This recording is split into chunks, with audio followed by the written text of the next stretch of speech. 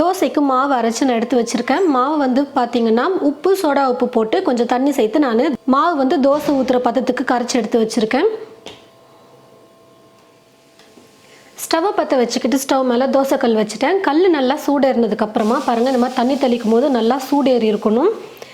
கல் நல்லா காஞ்சதுக்கப்புறம் என்ன பண்ணணும்னு பார்த்தீங்கன்னா ஸ்டவ்வை லோ ஃப்ளேமில் வச்சுக்கணும். எப்போவுமே மாவு நம்ம ஊற்றும் பொழுது ஸ்டவ்வை வந்து குறைச்சி வச்சுட்டு மாவு ஊற்றணும்.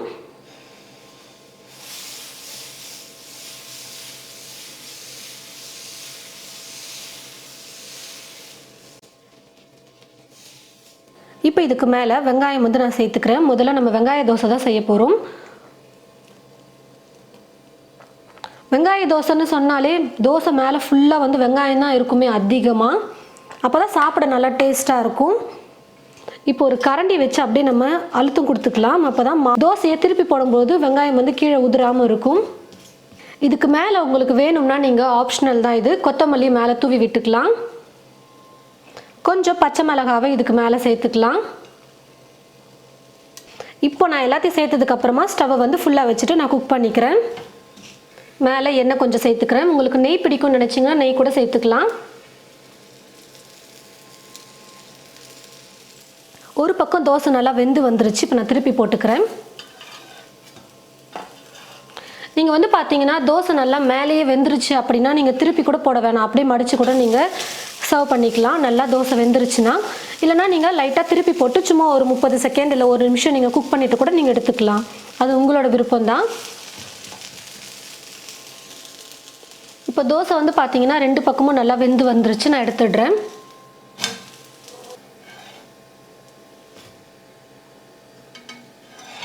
நல்லா சூப்பராக வெங்காய தோசை ரெடி பண்ணியாச்சு. நல்லா மொறுன்னு வெங்காயம், கொத்தமல்லி, பச்சை மிளகாய் எல்லாமே போட்டு நம்ம செஞ்சுருக்கிறதுனால சாப்பிடவே அவ்வளோ சூப்பராக இருக்கும். தோசை நல்லா கிறிஸ்பியாக விட்டு எடுத்திங்கன்னா சாப்பிட ரொம்ப சூப்பராக இருக்கும்.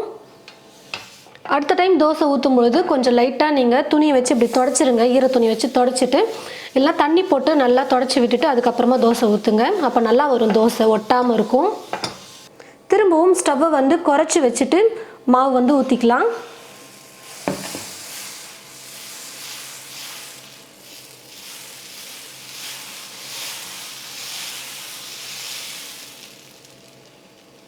முட்டை தோசை தான் செய்ய போகிறோம். இப்போ நம்ம 2 முட்டை ஊற்றி நான் முட்டை தோசை செய்ய போகிறேன். உங்களோட விருப்பம் தான், நீங்கள் 1 முட்டை ஊற்றிக்கலாம். அப்படி இல்லைனா 2 வேணும்னாலும் 2 சேர்த்துக்கலாம். முட்டை தோசை அப்படின்னு எடுத்துக்கிட்டாலே நிறைய மெத்தட் இருக்குது செய்யறதுக்கு. இப்போ நான் இந்த முட்டை கூடவே வந்து பார்த்தீங்கன்னா கொஞ்சம் கொத்தமல்லி, கொஞ்சம் பச்சை மிளகாய், கொஞ்சம் வெங்காயம், முக்கியமாக இது கூட கொஞ்சம் உப்பு சேர்த்துக்கோங்க. கொஞ்சமாக மிளகாய் தூள், இது வந்து ஆப்ஷனல் தான், வேணான்னா நீங்கள் ஸ்கிப் பண்ணிக்கலாம். இப்போ இது எல்லாத்தையும் சேர்த்து நல்லா மிக்ஸ் பண்ணி விட்டுருங்க முட்டையோட. ஸ்டவ்வை வந்து ஃபுல்லாகவே வைக்கக்கூடாது, மீடியம்லேயே வச்சுக்கோங்க, இல்லை லோ ஃப்ளேம்லேயே வச்சுக்கோங்க. எல்லாத்தையும் சேர்த்து மிக்ஸ் பண்ணுற வரைக்கும் ஸ்டவ் வந்து குறைச்சே இருக்கட்டும். எல்லாத்தையும் முட்டையோடு சேர்த்து நல்லா கலந்து கொடுத்துக்கலாம். நல்லா மிக்ஸ் பண்ணதுக்கப்புறமா ஃபுல்லாக தோசை ஃபுல்லாக நம்ம வந்து ஸ்ப்ரெட் பண்ணி விட்டுடலாம். நான் வந்து 2 முட்டை போட்டிருக்கேன், நீங்கள் 1 முட்டை வேணுனாலும் போட்டுக்கலாம்.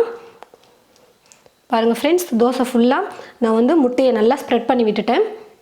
இப்போ தீயை ஃபுல்லாக வச்சுட்டு தோசை செய்ய ஆரம்பித்தோம்னா கரெக்டாக இருக்கும். நல்லா தோசை வந்து பொன்னிறமாக கலர் மாறியும் வரும். அதே சமயத்தில் முட்டை தோசை எல்லாமே வெந்திருக்கும். எண்ணெய் வந்து மேலே சேர்த்துக்கிறேன். இந்த மாதிரி முட்டை தோசை ட்ரை பண்ணி பாருங்கள். கண்டிப்பாக எல்லாருக்கும் ரொம்ப பிடிக்கக்கூடிய வகையில் இருக்கும். அவ்வளோ டேஸ்ட் சூப்பராக இருக்கும்.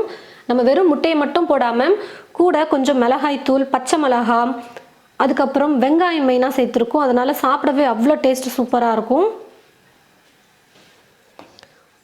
ஒரு பக்கம் தோசை வந்து பார்த்திங்கன்னா நல்லா வெந்து வந்துருச்சு. இப்போ நான் திருப்பி போட்டுக்கிறேன். இன்னும் நல்லா கலர் விட்டு எடுத்தோம்னா தோசை ஃபுல்லாகவே நல்லா கலராக வந்திருக்கும். தோசை 2 பக்கமும் நல்லா வெந்து வந்துருச்சு. இப்போ நான் எடுத்துடுறேன். நல்லா சூப்பராக நல்லா எப்படி எலும்பி வந்திருக்கு பாருங்கள். நல்லா சாஃப்டாக முட்டை வந்து சாப்பிடவே அவ்வளோ டேஸ்டியாக இருக்கும் முட்டை தோசை. கண்டிப்பாக ஒரு முறை இந்த மாதிரி வந்து ட்ரை பண்ணி பாருங்கள் முட்டை தோசையை வந்து.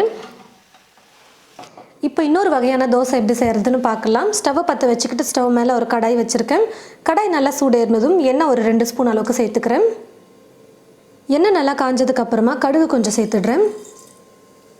கடுகு நல்லா பொரிஞ்சதும் 2 ஸ்பூன் அளவுக்கு உளுத்தம்பருப்பு, 2 ஸ்பூன் கடலைப்பருப்பு எடுத்து வச்சுருக்கேன், அதை சேர்த்துக்கிறேன். உளுத்தம்பருப்பு கடலைப்பருப்பு நிறைய சேர்த்து செய்யும் போது சாப்பிடவே அவ்வளோ சூப்பராக இருக்கும்.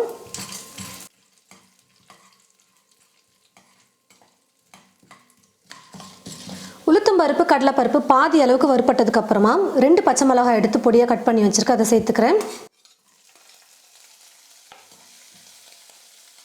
எண்ணெயில் போட்டதுமே பச்சை மிளகாய் வந்து கொஞ்சம் வெடிக்கும்.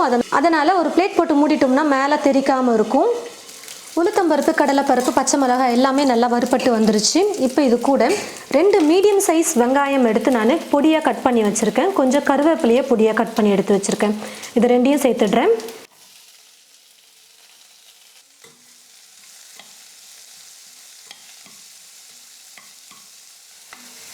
வெங்காயம் வதங்கும் போதே இது கூட கொஞ்சமாக உப்பு சேர்த்துக்கலாம்.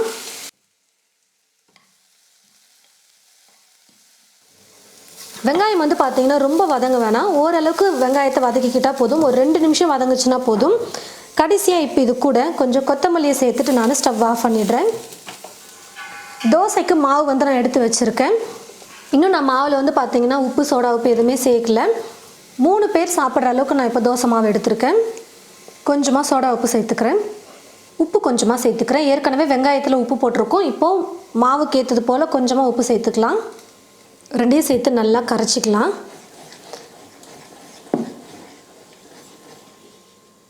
இப்போ இது கூட நம்ம வதக்கி வச்சுருக்கிற இந்த தாளிப்பை சேர்த்துடலாம். எல்லாத்தையும் சேர்த்து நல்லா கலந்து கொடுத்துக்கலாம்.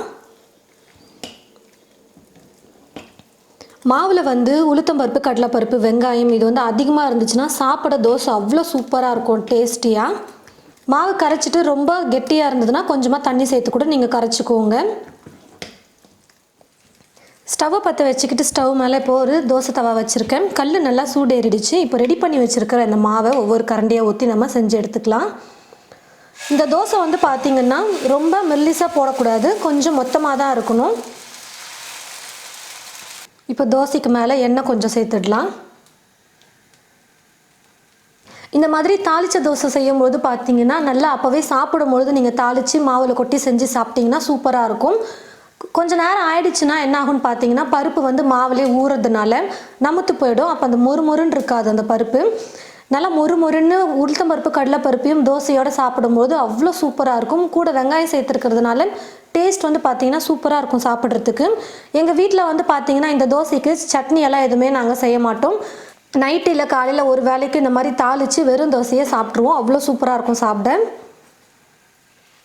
ஒரு பக்கம் தோசை நல்லா வெந்ததுக்கப்புறமா இன்னொரு பக்கம் திருப்பி போட்டுக்கலாம்.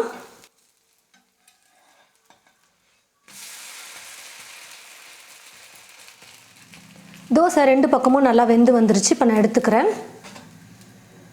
தோசை சூப்பராக இருக்கும் சாப்பிட்றதுக்கு. இந்த மாதிரி நீங்களும் தாளித்த தோசை செஞ்சு பாருங்கள்.